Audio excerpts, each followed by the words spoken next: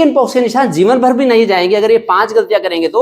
सबसे बड़ी गलती जो लोग करते हैं वो कहते हैं तो माता निकल गई है, अब हम दवाई नहीं देंगे। चाहे माता है लेकिन अब इसकी बड़ी ही इफेक्टिव दवाई उपलब्ध है, ये दवाइयां अगर करेंगे तो चिकन पॉक्स के निशान बड़ी जल्दी से चले जाएंगे, हमेशा के लिए चले जाएंगे। ये तो एसाइक्लोविर की टैबलेट है, ये डॉक्टर से सलाह लेके दे दें, एक इसी का ऑइंटमेंट भी लगाएं। और उसके अलावा ये कैलामेन लोशन है जिससे कि बच्चे को खुजली नहीं होगी, इनका उपयोग करेंगे तो बड़ा अच्छा रहेगा। ये दवाइयां भारत के सभी जनौषधि केंद्रों में बड़े ही रीजनेबल रेट पे मिलती है, बड़ी ही कम रेट पे मिलती है और बड़ी इफेक्टिव दवाइयां हैं। इससे 1 से 2 हफ्ते में चिकन पॉक्स लगभग ठीक हो जाती है और उसके बाद कुछ हफ्तों में निशान भी ठीक हो जाते हैं। इसलिए दवाइयों से बिल्कुल भी परहेज ना करें, दवाइयां जरूर दें। कुछ लोग खाली सोचते हैं कि हम परहेज करके चिकन पॉक्स को ठीक करेंगे, नहीं, चिकन पॉक्स की दवाइयां जरूर दें।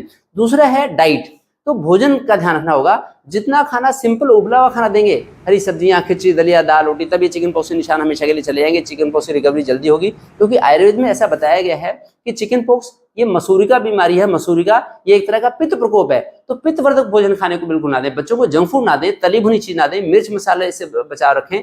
जितने भी पैक्ड फूड खाएंगे, कैंड फूड खाएंगे, पिज्जा, बर्गर, मोमोज खाएंगे, फिर चिकन पॉक्स से निशान नहीं ठीक होते, फिर तो बच्चों को खुजली होती है बहुत ज्यादा खारिश करता है बच्चा, खारिश करता है तो उससे फिर सेकेंडरी इन्फेक्शन होते हैं, बैक्टीरियल इन्फेक्शन होते हैं, फिर ये निशान ठीक नहीं हो पाते, इसलिए बच्चे के नाखून भी काटते रहे। तो दूसरा पहलू था, दूसरा फैक्टर था बच्चे को खाने का ध्यान रखना, सिंपल बॉइल्ड खाना दे जिसमें कि नमक और मिर्च कम से कम हो, ना के बराबर हो, ब्लेंड खाना दे। तीसरा फैक्टर है कपड़े, तो बच्चे को बिल्कुल भी सिंथेटिक कपड़े ना पहनाएं, ऐसे ऐसे कपड़े ना पहना के ऐसे ऐसे कॉटन के कपड़े पहनाएं जिससे कि उसको पसीना ना आए। अगर पसीना आएगा फिर से पित्त बढ़ेगा, फिर उससे खुजली होगी, खुरशेगा बच्चा, उससे फिर निशान पड़ेंगे, सेकेंडरी बैक्टीरियल इन्फेक्शन ज्यादा होंगे। ये 3 फैक्टर थे।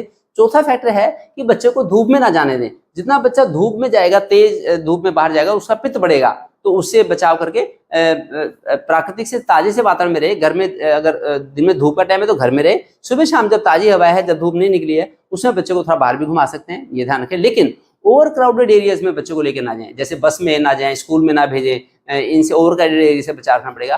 5वां इंपॉर्टेंट पॉइंट है कि बच्चे को आइसोलेशन में रखें, आइसोलेशन में रखना होगा। अगर घर में भी 2 बच्चे हैं, 3 बच्चे हैं और हैं, तो उनसे बचाव करके रखें और जिससे कि बच्चे की रिकवरी जल्दी हो, दूसरे पूरे घर में इन्फेक्शन ना फैले। जितना ज़्यादा वायरस लोड बढ़ेगा शरीर के अंदर, उतने ज़्यादा निशान पक्के पड़ने के चांस बढ़ते आएंगे। इसलिए निशानों से बचना तो 5 बातों का ध्यान रखें, क्योंकि बीइंग ए चाइल्ड स्पेशलिस्ट मेरा एक काम है कि जल्दी से जल्दी रिकवरी भी हो और बच्चे को नहलाएं डेली। अगर हाइजीन का ध्यान रखेंगे, नहलाने के पानी में ये कड़वे नीम के पत्ते डाल सकते हैं, ये पानी इसे उबाल के नहलाते हैं, या फिर कई बार स्पॉन्जिंग भी कर सकते हैं।